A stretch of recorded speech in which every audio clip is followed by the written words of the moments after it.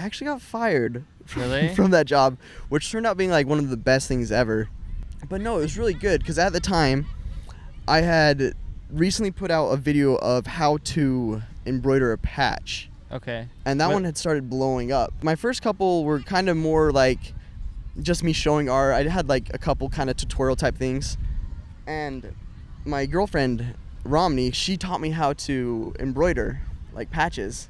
And so I'm like, let me do this. I was super surprised that it did so well. And it was cool because it kind of made this like whole like transition of what my channel was about.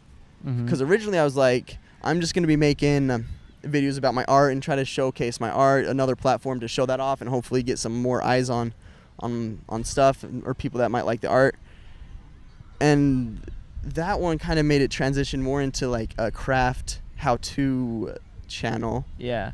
I have a similar thing. Yeah. My first couple of videos were just me doing stuff in Photoshop. Okay. Like putting a fake tattoo on somebody, but Nice. not really explaining anything or saying anything. Right. Just like same like as if you would just record yourself drawing. But Right. then the first time I did like a how to do something, that one really took off a lot more. And I was like, oh wait, maybe I should do more of these. Did you think like that? Yeah, well, can you imagine like what would have happened for you if like you just like if that was your only tutorial? What if you just like went right back into just showing? Yeah, do you think your channel would have like No, absolutely. The how-to stuff is because people want to learn something. As good as you are, people only care so much about watching someone be good. You know what I'm saying? They did. At the end of the day, it's like, what can you do for me? Wouldn't you agree? Yeah, no, totally. I think unless they're like genius level and like they just inspire you crazily. Well, I think like a lot of people come into YouTube looking to either learn something or be entertained. Yeah. I'm sure there's more like categories, but that's like my basic split. Yeah, they want to be entertained or learn something, figure out how to do something.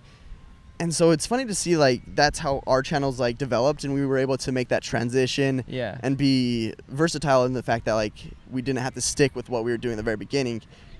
Where like I see some other channels, like one of my buddies' channels, he has Rose Anvil, it's what it's called, and he's actually my roommate, and he's starting up a channel, and it's interesting to see, and I'm excited to kind of see how it plays out. I don't know if he's going to be doing like tutorials or what's going to be successful for him.